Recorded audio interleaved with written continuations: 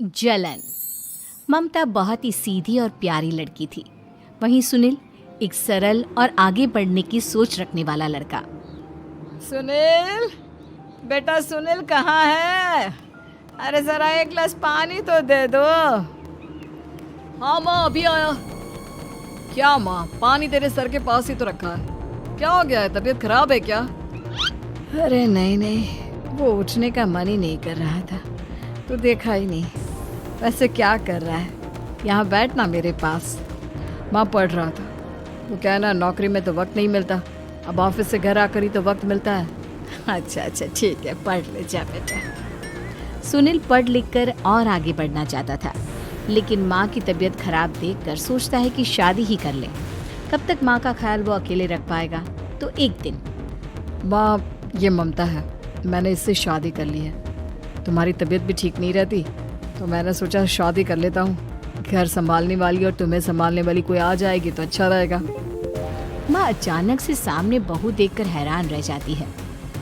बेटा ये क्या बात होती है? न बैंड, न बाजा, न दहेज, न शगुन, ऐसे कैसे बहू आ गई?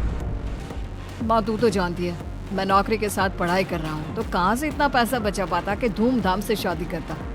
वैसे भी माँ, लोग तो आकर खाकर निकल जाएंगे, इसलिए बस वैसे ही। माँ जी, मैं आपका ख्याल रखूंगी। वैसे भी ये आगे की पढ़ाई कर रहे हैं, अच्छा कुछ कर गए तो सबके दिन फिर से अच्छे आ जाएंगे। सास को ममता की बात ठीक तो लगती है, लेकिन मन में कहीं ना कहीं लगता है कि कहीं बहू बेटे को लेकर फुर्र ना हो जाए और फिर तो वो रह जाएगी अकेली। बेटा देख, मेरा जो कुछ भी है वो सुनील ही है, और सुनील का भी अब इस दुनिया में मैं ही हूँ और कोई नहीं। क्या सुनील? बिल्कुल माँ, लेकिन आज से ममता भी मेरे जीवन का अहम हिस्सा है, जैसे तू है। सास को बड़ा बुरा लगता है कि उसकी सल्तनत में कोई और हिस्सेदार कैसे हो सकता है। कैसे कोई और उसके 30 साल के बेटे की जिंदगी में अचानक से आकर बराबर का हिस्सेदार बन सकता है। देख बहू, मैं भले थोड़ा बीमार रहती हूँ, लेकिन इसका मतलब यह नहीं कि घर की चीजों में मेरा कंट्रोल खत्म हो गया है। मैं आज भी इस घर की रानी हूँ, समझी? बेटा सोचता है कि ये माँ को अचानक से क्या हो गया। कल तक जो माँ कहती थी कि जिंदगी का कोई भरोसा नहीं, वो अचानक से जंग के मैदान की झांसी की रानी कैसे बन गई? माँ क्या हो गया है? सब ठीक है ना? अचानक कैसी बात कर रही हो? ममता का आज पहला दिन है, स्वागत करो उसका। आसपास की आंटियों को बुलाओ, नई दुल्हन की मुंह दिखाए करवाओ। खैर, सास होने का फर्ज निभाती है और बाद में एक सहेली के साथ बाहर निकल जाती है। क्यों नहीं बताया नहीं कि बेटे का ब्याह कर रही हो? वैसे तो सारा दिन हम ही में घुसी रहती हो। अरे मुझे भी तो अभी पता चला, यूं अचानक सर पर लेकर आ गया। कहता है बहू है माँ तुम्हारी। अब इसको भी इतना ही मैं प्यार करता हूँ जितना तुझे करता हूँ। लो जी, ये क्या बात होगी? क्यों इतना प्यार करता है? अरे माँ का प्यार तो ज्यादा होता है। अब उसको तो कोई दूसरा पति मिल सकता है, लेकिन तुम ही बताओ, क्या माँ की ममता किसी और की हो सकती है? ना जी ना, बेटे को समझाओ ये बात। अरे क्या समझाऊं, मुझे तो खुद ही समझ में नहीं आ रहा कि क्या हो रहा है। जो बेटा कल तक माँ माँ करता था, अचानक से बीवी बीवी का राग आलाप रहा है। देखा, उसकी बीवी ना सुंदर और जवान है।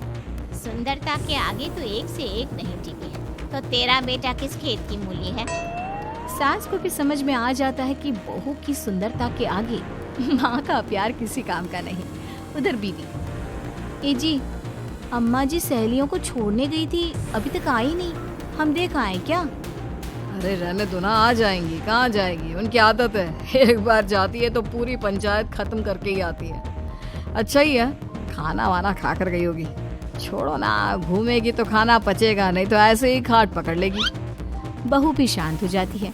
उधर सास सोचती है कि आज थोड़ा देर से ही घर जाती हूँ, जब बेटा परेशान होकर ढूंढेगा तब मजा आएगा।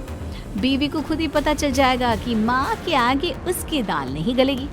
लेकिन वहीं दूसरी ओर घर पर, ए जी, माँ जी अभी भी नहीं आई, हमको तो घबराहट हो रही है कि क्या करें, जाकर पता करें किसी के घर। अच्छा, कहाँ जाओगी ये भी बता दो।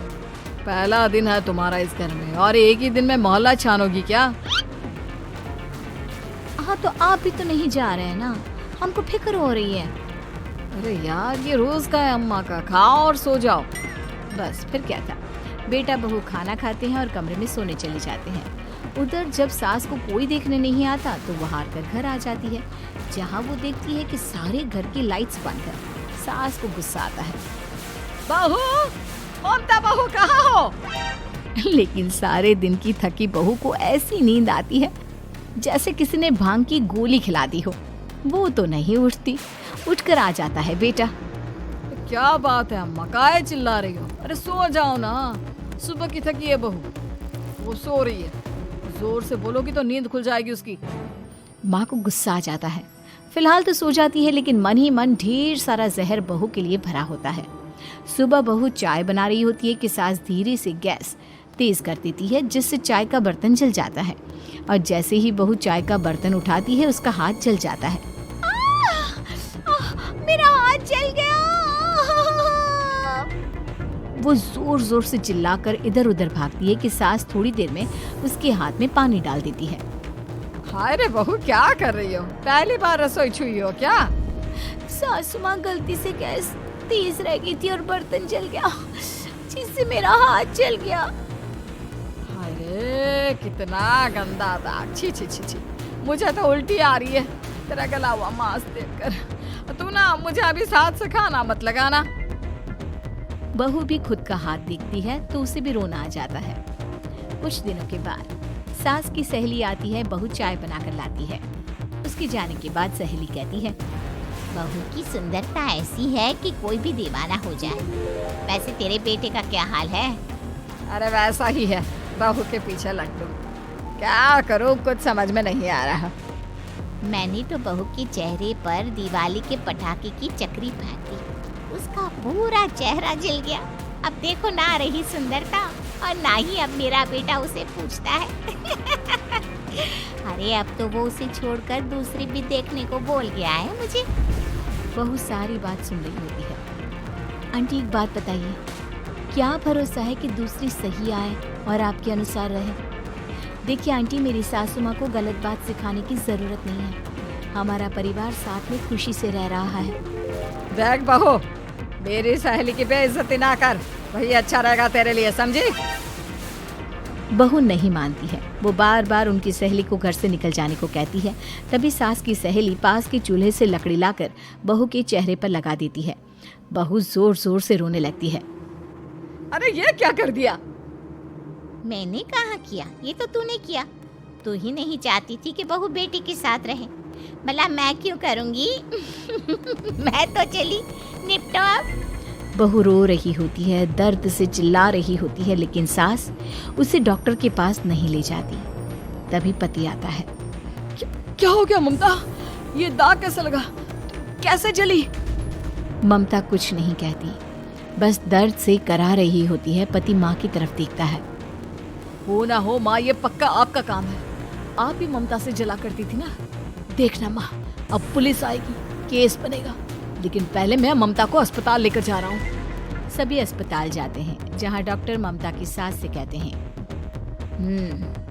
आपने तो नहीं जलाया ना बहू को? अब ममता की सास के तो पसीने छूट रहे होते हैं। वो घबरा कर कहती है, ना ना डॉक्टर साहब, कैसी बात करते हैं? हम क्या जलाएंगे अपनी बहू को? डॉक्टर ममता के पति से पूछते हैं। देखिए, क्योंकि ये ससुराल में जली है तो मामला पुलिस का बनता है, तो आप पहले पुलिस को बुलाइए, तभी इलाज पूरा होगा। सास डर जाती है कि अब तो बच्ची जिंदगी जेल में ही रहना होगा। रहने दीजिए ना, पुलिस को क्यों बुलाना? सारी हंसी खत्म हो जाएगी जब पुलिस के डंडे पड़ेंगे। बहू को जलाना भले ही बहुत आसान हो, लेकिन उसके बाद सारी जिंदगी जेल की हवा खाना। सास डर जाती है। पुलिस आती है। पास लेटी दर्द से करा रही ममता स्टेटमेंट देती है। तो क्या हुआ था? कैसे जली आप? ममता पास खड़ी सास को देखती है। बेटी बताओ, कैसे जल गई तुम?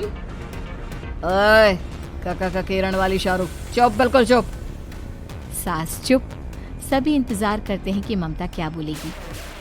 जी मैं खाना बना रही थी, लकड़ी उड़कर मेरे ऊपर गिर गई और मैं जल गई।